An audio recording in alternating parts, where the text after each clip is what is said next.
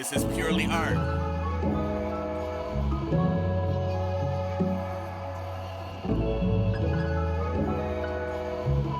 We create magic over here.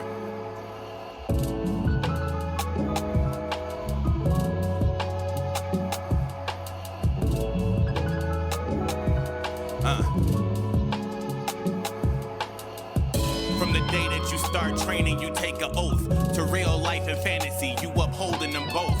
From the stories being told and all of the lore, and your job is to make the spectators want more. And so you stay in peak condition, your body's your temple, and perfection is your mission, the physical and mental. Steady tripping, falling, slipping, becoming quick and nimble, until not a thing is missing from your set of credentials. From body slams to arm drags and headlocks, to back breakers to suplexes and leg drops. It's real to us from day one, we will never fake it. We learn how to dish it out, we learn how to take it. From figure fours and lariats to atomic drops, to drop kicks and moonsaults and ankle locks. The feeling is there and we will always act on it. Don't step into this ring if you don't want your back on it. Canvas, this is purely art and we do it on this canvas. If you don't want it, then don't step foot on this canvas. It's our passion and we spend years on this canvas. Always leave our blood, sweat and tears on this canvas. We keep it moving, we never pause on this canvas. Whether we hear rules or applause on this canvas, we do it from the heart, we do it on this canvas. This is purely art and we put it on this canvas. Sometimes neck breakers, guillotine, canvas, canvas, canvas, canvas. Power bombs, pile drivers, DDT, canvas, canvas, canvas, canvas. The feeling is there, we always act on it. Canvas, canvas, canvas, canvas. We step off and can't wait to step back on it. Canvas, canvas, canvas, canvas, canvas. You are now inside the Indies with Tim Farley. Hello, and welcome back to Inside the Indies.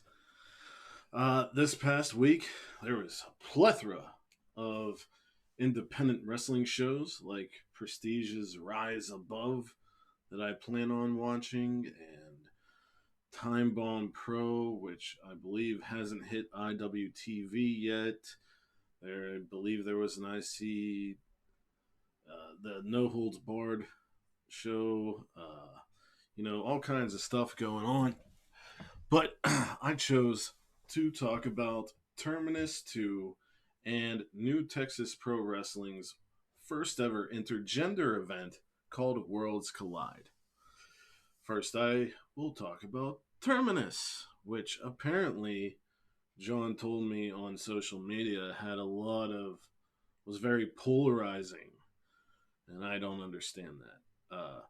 For the past week and a half, I have left social media, so I don't know what everyone's talking about unless I'm told, and most of the time, I don't care.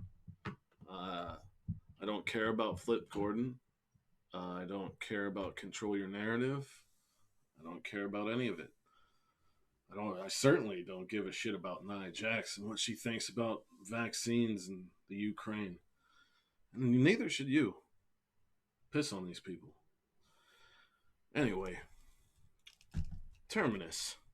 We had a preliminary bout, a rounds match of 3 5-minute rounds with Adam Priest going against Invictus Cash. Both of these men were on Terminus 1. All roads lead here.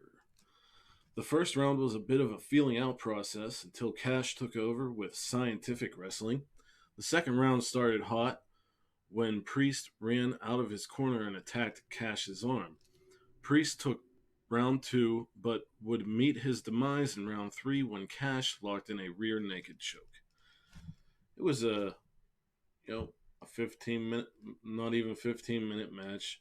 Two young guys, good stuff, The first match of the official card was the Terminal Eliminator match. The eliminations came by way of knockout, DQ, pin, or submission, meaning the which one of the rules? Yeah, no countouts, which is a big thing. Terminus is wants you to have wrestling in the ring as much as possible. Their countouts are only a 5 count, but that did not matter here. The winner gets to choose their next opponent. It was Kenny Alfonso against Trey Lamar against Chris Sabin against Leon Ruff. Trey eliminated Alfonso within 6 minutes remaining with a froggy bow. With 90 seconds left, Leon Ruff hit an eclipse on Lamar for the elimination. Sabin won with 15 seconds left after hitting a cradle shock on Leon Ruff. Even though he was first eliminated, Kenny Alfonso got a lot of time to shine. Lamar had some good spots, especially rolling Sabin and Ruff back from the ropes and hitting them both with a dropkick. Leon Ruff could rival Mascara Dorada for the king of the ropes. He was bouncing off of every single one of them in every which fashion. This was a pretty good match. I was entertained. The next match was Killa Kate versus Queen Amaena. I've heard of Kate. I believe she'll be on the next CFU showing, and she was on Worlds Collide. This was the first time I've ever heard of Queen Amaena, but she looks like an absolute star. Early on, Kate locked in a one-legged Boston Crab and then a knee bar, showing her submission prowess.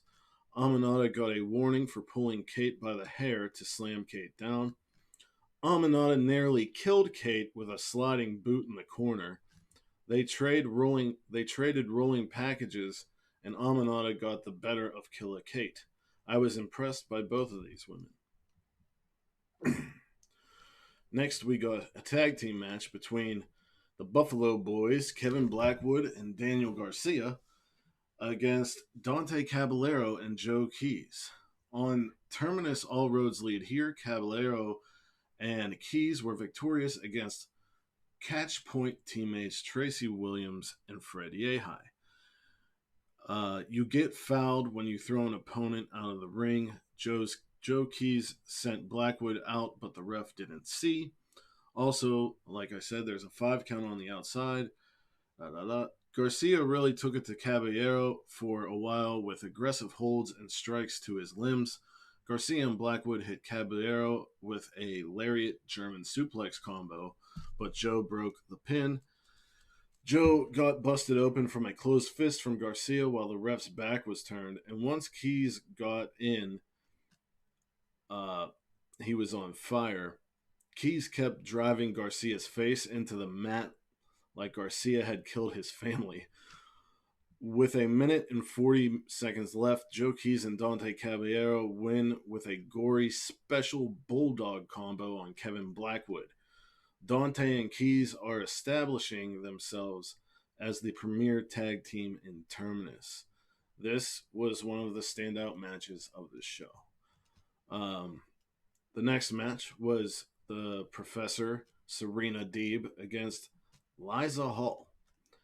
It was a hold-for-hold match until Deeb really honed in on Liza's arm. Liza locked in a choke, but Deeb broke it by attacking Liza's ankle. Liza came back with a running knee and a cannonball that led into a Venus de Milo type submission. Within the last minute, Deeb broke out of a one-legged Boston Crab and put on the Serenity Lock, but time ran out. They were given a 90-second overtime. Serena went for a pile driver. Hall flipped her over and sat down for a pin, but Deeb rolled her up for the win. This was a good showing by both women. Deeb has been awesome these last few months, and Hall was given a good amount of time to show her wrestling acumen. Swerve against Davey Richards was next. This was Swerve's third match back from being released by WWE and possibly his first in the States. I know that he did a Progress show, and I'm not sure where else. Swerve and Richards only met once in singles competition in Defy Wrestling. The first few minutes of the match happened all in the middle of the ring, with a highlight on mat wrestling. Davey did some submission magic, locking in a reverse clover leaf, wrist lock surfboard or something. It was wild. After that, the strikes came. Swerve got a warning for a closed fist. Swerve hit a diving elbow from the top to Richard's neck for 2. Swerve stopped 2 Gotch-style pile driver attempts, the latter being on the apron, and Swerve responded with a double stomp on the apron, which gave Swerve the countout victory. Swerve was lucky for Terminus rules. A countout happens on 5, and Davey was absolutely relentless in this match. But despite losing, Davey came back in and raised Swerve's hand. The next match was the penultimate match, as my co-host loves to say, or used to. He hasn't said it in a long time. Jay Lethal against Baron Black. The match started with rapid changes of an arm wrench.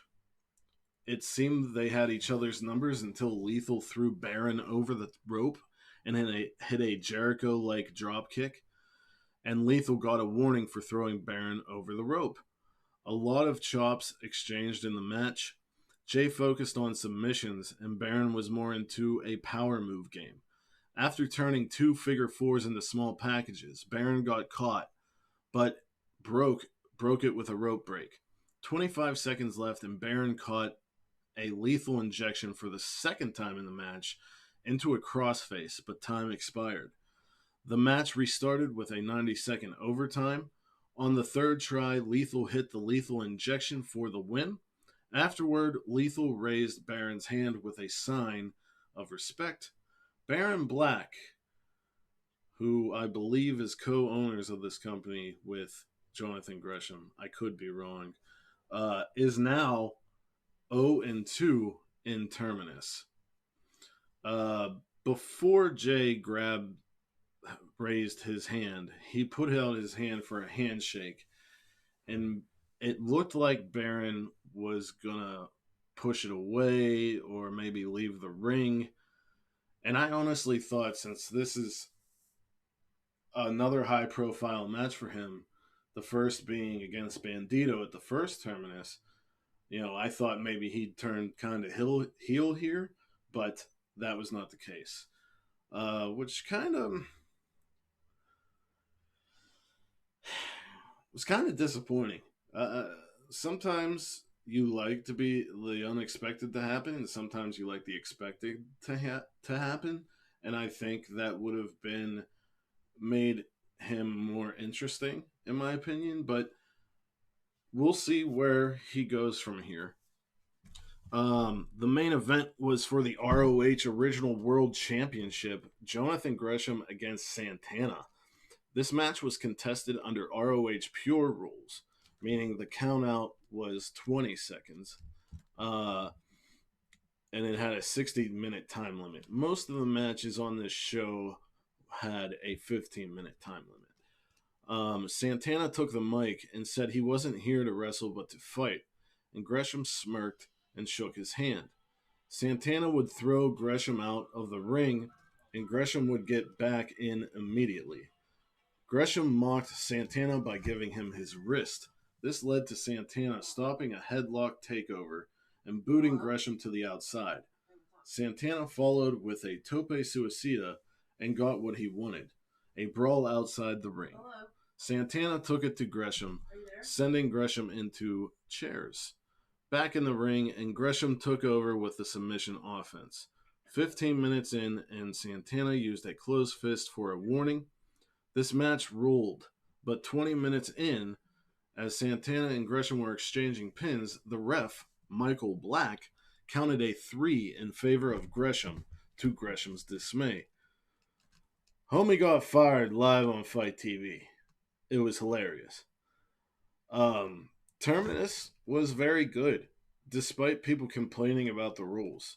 I mean, if you watched the first show, you should have expected this.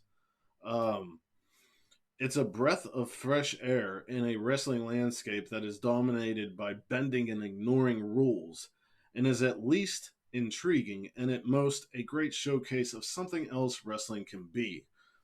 Terminus 2 gets a B from me. Now, on to New Texas Pro Wrestling Worlds Collide. The first match here was ASF, who has been making waves in GCW, against the new Texas Pro Women's Champion Rachel Rose. Rachel Rose has a gimmick inspired by Game of Thrones where she tells people to bend the knee. She kept trying to get this chant going, and they would, instead of bend the knee, they chanted ASF.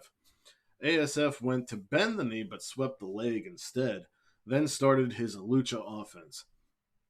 Rachel caught ASF springboarding in from the second rope into the ring with a big boot. Rachel wrestled a strong style kind of match, using at one point she had wrist control and was hitting rainmakers, which I liked, against ASF's lucha prowess. The end came when ASF kicked out of a pin from a spear, put together a nice sequence involving a springboard sling blade, and went to the top. The screen then came on to show the Bullet Club logo, and the Bullet Club music played. This distracted ASF, and Rachel took advantage with a rope-assisted roll-up for the win. At Cowboys from Hell, the first New Texas Pro show of Mania weekend, Bay will wrestle ASF. This match was pretty good and entertaining. I like ASF already, and now I'll be looking out for more Rachel Rose matches. The next match was Horsepower of Eddie Martinez and Nate Collins against Sky de Lacrimosa and Cousin Scooter.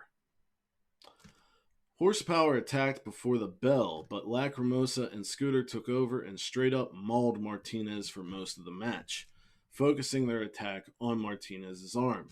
Martinez pushed Scooter into an enziguri from Collins and finally made the tag. Sky reminds me of a lot of Abyss with the way he moves. Sky went to smash Martinez's arm with a wrench, but Collins stopped it.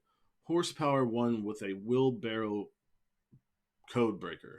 This match was a lot of fun. After the match, Sky hit Scooter with a tenderizer, and Aaron Mercer came into the ring and straight up headbutted Sky. And it wasn't like grab your head this. It was like, I'm standing right in front of you. Boom. It was awesome. A brawl ensued between the two in which officials had a hard time getting them apart from each other. I want to see where that goes. The next match was Heidi Howitzer against Austin Reddick. These two are husband and wife, which is really cool and made for a great dynamic for the match. They definitely played that to the crowd, which made it a very funny and engaging match. This is my husband. He's not having a good time, Heidi told the crowd as she locked in a hammerlock camel clutch onto her husband. Reddick rolled off an airplane spin and put his wife in a big spin. Heidi hit a big Saito suplex. Reddick hit an air raid crash for 2, then put Heidi in a Rings of Saturn until she turned it into a pin attempt. Both missed moves off the top, and as her husband pleaded with her, Heidi hit him with a Kamigoye. The end came when Heidi caught a forearm and turned it into a backslide for the victory over Austin Reddick. This was super fun. If you don't take wrestling super seriously all the time and just want to have an entertaining match, watch this match. I'm not saying the wrestling wasn't good, because it was, but Heidi talks to the crowd throughout the match, and it's so funny. And the whole husband-wife dynamic and the shit that they talk to each other was fantastic. It was just really funny. The next match was the New Texas Pro Tag Champs Cam Cool and JJ Blake on Cam Cool's 29th birthday, and Promise Braxton against Fly Def and AQA. If Fly Def want another shot at the tag titles, they must win this match. Then at Cowboys from Hell, beat a tag team of Cam Cool's choosing, which was announced after the show as Violence is Forever. So good luck. This match was fast and furious. AQA dodged a spear by Cole that went right into his tag partner JJ Blake, Blake and Cole hit a pop-up code breaker for a near fall. A Tower of Doom spot took out all 4 men, and AQA and Braxton got right to it. AQA hit a flipping neck breaker onto Braxton for the win, securing Fly Def, getting closer to a tag title shot. Everyone in this match was impressive, especially AQA. She's so fluid with her movements. If New Texas Pro does another intergender event, they must book her against ASF. The next match was one of my favorites of the evening. Space Jesus Billy Starks against Mysterious Q. I love both of these wrestlers and their entrance music. Aliens Exist by Blink-182 for Billy, and Made You Look by Nas for Mysterious Q. Q is also billed from Planet Vegeta, which made me pop. This match was all about size and power of Q against the brains and will of Billy. Q hit a spectacular elbow drop, and in reality, if he did a taunt before it, it looked so good it could be a finisher. Starks locked a sleeper on Q while on the top turnbuckle, let go, and hit a double stomp to Q's back, then followed with a swanton bomb for 2. She went for another, but Q blocked with his knees. As she got up, she ate a super kick, an F16 onto the ropes, and then F16 for the win. This was an awesome match. Q may have won, but Billy ruled. After the match, they hugged, Q recognizing the passion in Billy. Next, we had the Supreme Coronation for Lone Star Champion Max Heights. Max is a 4-time Lone Star Champion represented by Ricky Gilmore and the Sports Entertainment Superstar Enterprise, I believe. Max said the Lone Star Championship is synonymous with him, and they have a new belt for the Lone Star Championship, and that he will fight to make it the most prestigious title in wrestling. Gilmore said these people don't deserve the unveiling of the new title because it said business casual and everyone looks like a hobo. And they decided to leave, but Killa Kate came out and called Max a coward and wanted a title match. And after much trepidation, Max obliged. This had a lot of shenanigans by Max and Gilmore, and Max targeted Kate's arm. Kate showed out, though, with an arm drag off the top and catching a super kick into a knee bar. Kate had a rear naked choke on Max, but he drove her head into Gilmore's briefcase, then hit a splash off the top to retain. This was enjoyable, and I'd like to see both of these wrestlers in more promotions. Max Heights has star quality, and Kate could fit into any woman's division. The match itself, it was okay. But the segment as a whole was good, and it really gave you a feel for Max Heights and Ricky Gilmore. The next match was the penultimate match. ROH Women's World Championship on the line as Dionna Purrazzo faced Vert Vixen. This started with really good chain wrestling. Dionna had a very cerebral attack on Vixen's arm, softening her up for the Fujiwara armbar. Everything Vert Vixen did, Dionna had an answer for. Vixen created a chance to regroup when she hit an enziguri. Vixen, with a lot of strikes, finishing with a jumping back kick to Dionna's neck for 2. Vixen went for brutality, but Dionna countered with a Fujiwara armbar, the second of the match, and Vixen escaped. Vixen hit a running knee for 2. They traded roll-ups until Dionna locked in the Venus de Milo for the tap-out victory. Dionna Purrazzo is so damn good. I need her in CFU. I need her back in Bloodsport. And I need a match against Serena Deeb. Her open challenges on Impact for either the AAA or ROH championship, have Serena Deeb answer one please. This being the first time I've seen Vixen, I think she has a lot of potential and thought she held her own against one of the best wrestlers in the world right now. The last match was for the New Texas Pro Championship. The Underground King Brian Keith representing Swisha House against the Russian Dynamite Masha Slamovich. Keith won the test of strength, but Masha worked out of it and started to dominate on the mat. Masha even gave Keith her back, with which she ended up putting Keith in a chokehold. The match went outside, and Masha hit a double stomp off a chair onto another chair. Brutal strikes all over the venue, and Masha kicked Keith back into the ring. Spinning back fist by Masha, and Brian responded with an enziguri. Both traded tiger drivers. Masha hit Kawada kicks and an axe kick and a brainbuster for a near fall. Tiger driver and a huge powerbomb into a jackknife pin by Keith, and he retained the championship. This match absolutely fucking ruled. If you watch one match from either of these shows that I'm talking about, make sure it's this one.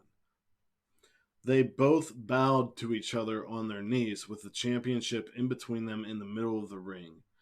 Super good. I can't say enough about Masha Slamovich. And I'm not just saying this because we got to interview her, she is truly one of the best wrestlers out right now. And she has a chance at the IWTV Independent World Championship on March 4th, facing AC Mack at the Movement Begins from Action Wrestling, which I will probably be talking about next week. Keith was fantastic as usual.